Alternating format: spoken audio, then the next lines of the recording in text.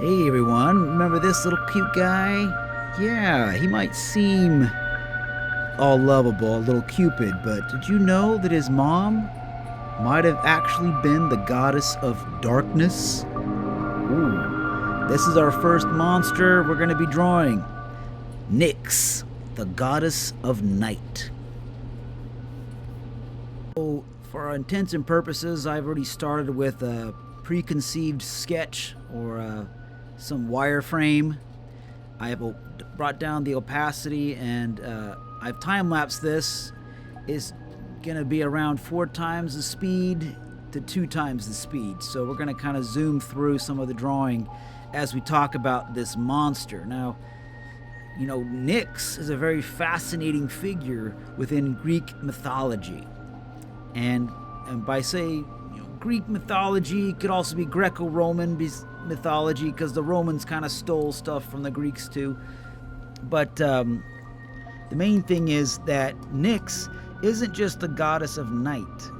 She is also the personification of darkness, like the idea of darkness. It's kind of crazy.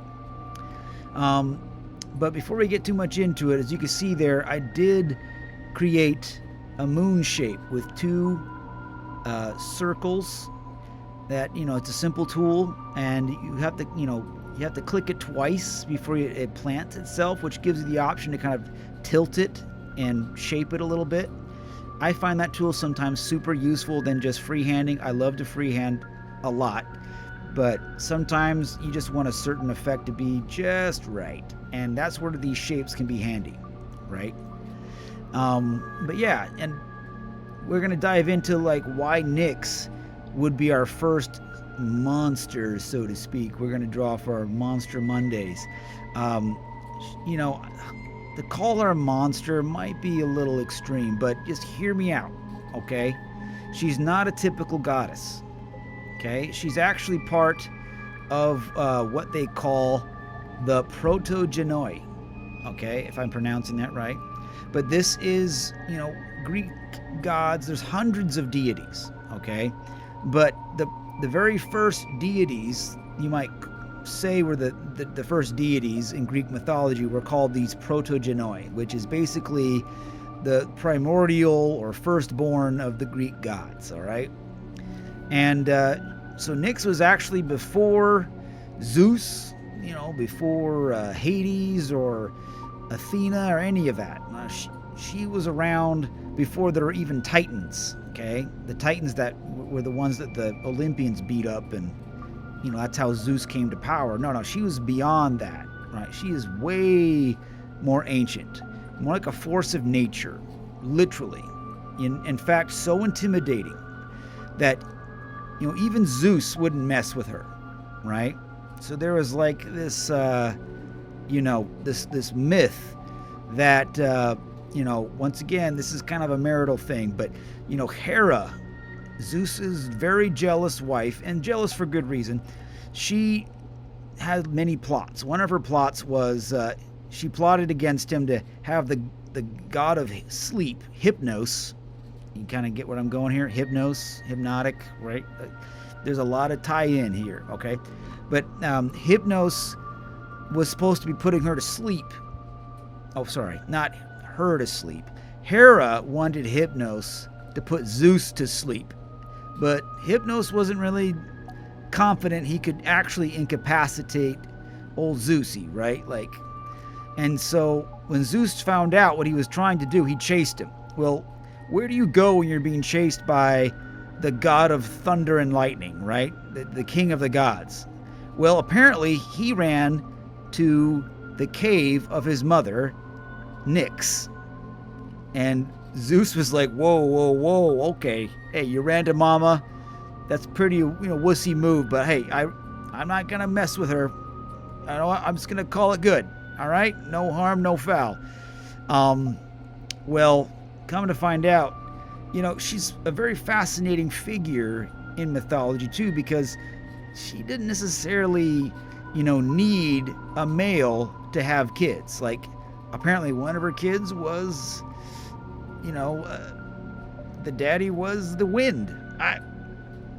there's different stories, okay? But one of these stories has her laying an egg, okay? A silver egg after she gets self-impregnated. And this egg hatches into Eros, or we know as the little god of desire and infatuated love or lust or what have you, right? Infatuation. And this little Twitter-pated Cupid is apparently one of her many kids, and she has various kids, including perhaps even the Fates. Okay, now the Fates, those three old ladies that monitor time, the past, present, and future. Even Zeus doesn't want to mess with the kids of Nyx. So yeah, the mother of the Fates. Yeah, apparently Thanatos, the god of actual death. Okay, Hades is the god of the underworld. Thanatos is actually the god of death. All right. So apparently there's Doom is one of her kids, Strife, Old Age, Nemesis or Retribution, okay? And the Hounds of Hades apparently are also her kids, and the gods of dreams. It's crazy. Her sister, okay, Hemera, is apparently the goddess of light, and so they're kind of like opposite twins of each other. It's kind of crazy, but really cool. Like, she is one bad mama jama, if you know what I mean. All right. So one of her kids is also pain, suffering. So she's a very intimidating figure, even to the gods.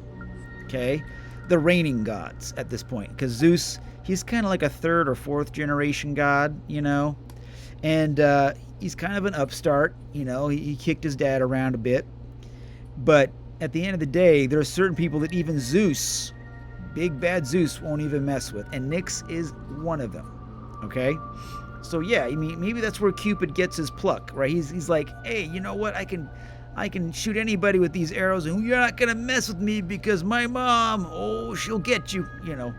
It's pretty cool stuff. All right, so yeah, for me, drawing this is a delight because now I get to kind of draw some idea of maybe what some of her kids could look like, right? That she's got this crazy spawn of, scary creatures, right? Not just monsters. We're not just talking like, a Gorgon or something. We're talking about like other gods that are scary to mess with. Like, you don't want to even mess with her kids. Like, imagine, like, if she lived down the street, I wouldn't go to her house either. I don't care what her kids did to my dog. You just kind of like go, you know what? It is what it is. Sorry, sucks. It just sucks that your dog is dead because literally the god of death came by and knocked him over. And you can't mess with him because he runs back to mama. And you can't mess with her because she's even worse than him, right? So a little bit more about Nyx, all right? Because, man, I can really geek out about this, as you can tell. So the Romans, right?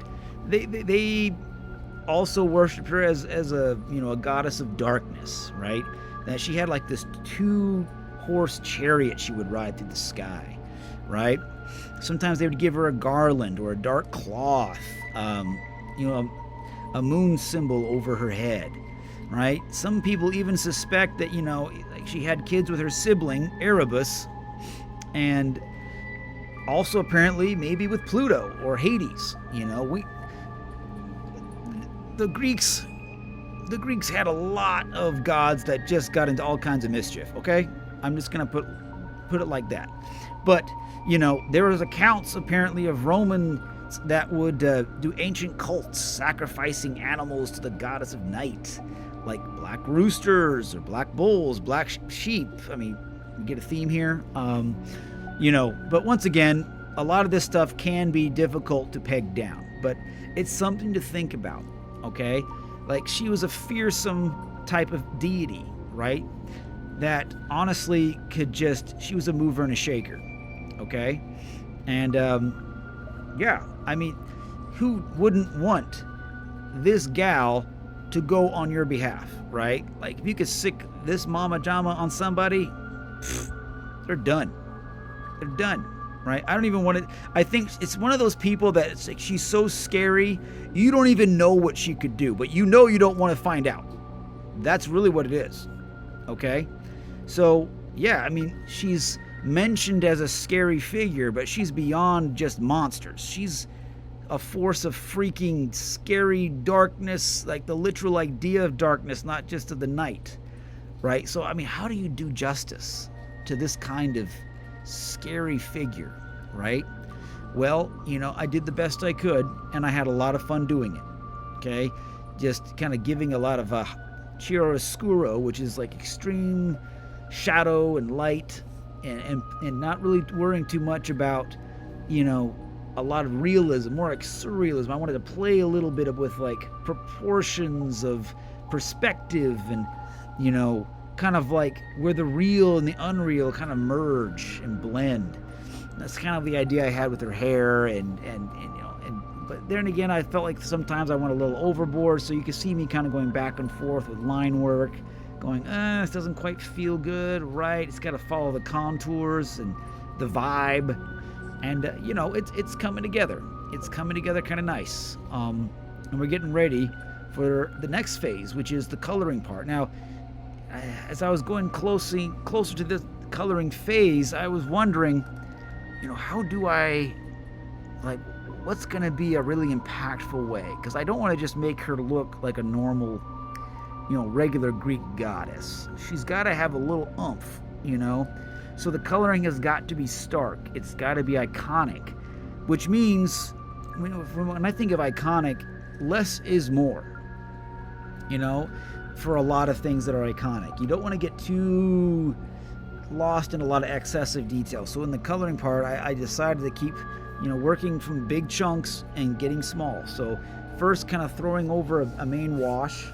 Now this blue, I used mainly just to help it stand out, right? Because obviously it stands out really well against that lavender, allowing me just to make some quick edits and clean up some of the areas that I selected. Obviously there's some spots that did not, take to the paint drop that I did with my reverse selection tool. But, you go in there and you tweak here, you tweak there until you get it just right. And then after I've cleaned out all those areas, I would lock the layer. So then I can start going to town with all of that. But, this step is important. That way you're not continuing going back and forth, getting frustrated. Get all that nice and cleaned up.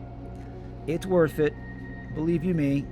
So now we are going to start the shading part, or in this particular case, I'm starting not with the shading, but the highlights. Okay? And I'm using a more diffused brush that's softer. The light in the nighttime is more, vague, so to speak. It doesn't come from a direct source unless there's like a full moon, which that's kind of cool when you see your shadow from the moonlight. But even then, it's not a direct kind of light. It's more soft and subtle and, spooky, really, So as I'm adding these highlights in different areas, I'm making sure I try to keep the highlight parts in the center parts of the limbs, and then let it curve around the shapes of the figures back towards the darkness, right? Because they're coming from the darkness. And we're going to get progressively darker with other shades of purples and perhaps blue to give this, build up and progression from the abyss. As you can tell here, Nyx is looking pretty confident right now. Like, I want to give her this sense of power, that she is this, immutable force. And she's got her posse, she's got all of these different strange children, some that represent pretty scary stuff by themselves, like death alone, or pain or misery or retribution. If you have a kid named Nemesis, whoa, right? She's probably one of the most underrated types of figures in Greek mythology. Like, she could clearly clear the field just with her own brood, you know? And once again, a lot of missed opportunities there, but maybe we'll see more of her with contemporary artists and authors, hopefully, right? She's got a lot of substance, a lot of potential to be like this, amazing villain or a complicated figure. I mean, we don't need to keep focusing so much on Zeus and his shenanigans, right? Like all the other gods, they're cool, but man, there's so many other unexplored parts of our history and mythology and folklore, which is one of the reasons why I geek out about it so much, is because, as much as we might think we know the stories, there's more. There's other versions of the stories. You can kind of pick your flavor, what you like the best. When it comes to Nyx, there's a lot of conflicting reports, because, there's even some mythology that talks about how, the goddess of love, or Aphrodite or Venus, is Cupid's mom, right? But apparently there's conflicting reports. And you know what? With a family that complicated, where everyone's, you don't really know who's the daddy, right? That's kind of like the flavor of the week. You don't know, right, when it comes to the Greek gods. I'm sure they even lose track who they end up with at any given point, and making all kinds of demigods and monsters and weird stuff all the time. Like, it's kind of funny. I came across a book of Greek mythology as a kid. I was in grade school, right? And it was a illustrated kids, catered book. At least I thought it was, right? Like, it was in the library of my school. And so, you just pick up a book and, this is some cool illustrations and stuff. And then you start reading the stories. And then I start reading the actual, like, wait a minute, what? Zeus turns into this, and then he does that to who? What? Is this for kids? I don't know. You know what? It's funny, right? It's funny how we change over time as a society, right? What we consider uncouth or weird could be totally normal in another time, right? I kind of wonder if there were any of those Greek parents that were like, okay, this story's not so great for Junior, okay? Can we talk about Zeus when he's a little older, please? I don't know. Maybe this was totally normal. But, it's funny because we had so many different social mores and norms that change over time, where we're like, oh, that's gross. And we make exceptions, though, with other things like Greek mythology or Shakespeare. And we go, oh, but that's literature. That's part of our cultural heritage. And I'm like, yeah, but did you read it? Because it's got a lot of stuff that we, tell our kids, this is good stuff. And we're like, have you actually read the contents of it? Because Zeus is a douchebag. And there's all kinds of stuff going on there. I'm like, yeah, I have questions, Mom. And, that's just weird. It's crazy stuff when you really try to think about it as like a little kid, but I find it fascinating. And that being said, there's so many other types of stories and mythologies and cultures that do not get explored enough, in my opinion. And that's why we continue to tell stories. Just when you thought you heard it all, there's more discoveries to be made by each generation. I'm kind of going off on a tangent here because I'm just geeking out.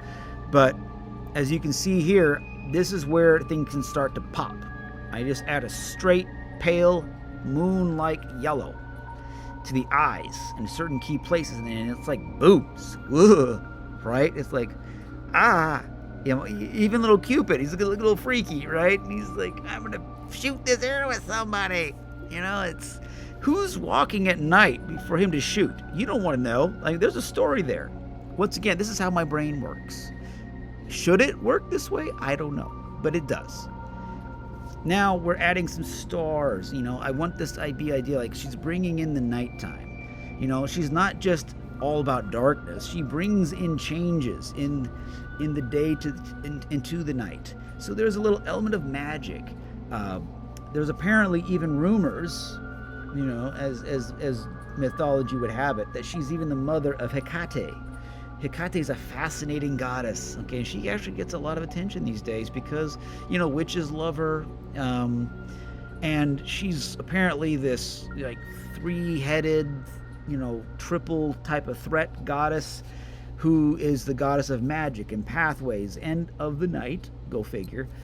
Who'd have thought that the most iconic symbol of Valentine's Day, Cupid, would be associated at all with the goddess of darkness, right? Like he would actually be like the half brother to death itself, right? But there's something kind of cool about it, right? Like the whole idea behind Cupid's arrows is that you can't fight his power, right? Like if he shoots you with that arrow, you're under that spell, right? It's kind of an immutable fact, same as like death or retribution or pain or other types of scary stuff that apparently they're all one big happy family, right? And Cupid's just kind of like the weird little brother with wings that goes around shooting people. I mean, go figure, right? And some people might go, well, you know what? He's actually, the offspring of love, right? Venus is his mom, right? The goddess of love is his mother. I'm like, I kind of want to, I'm more on the side of the Nyx thing. I think this is kind of a cooler backstory to the little guy. But, that's just me.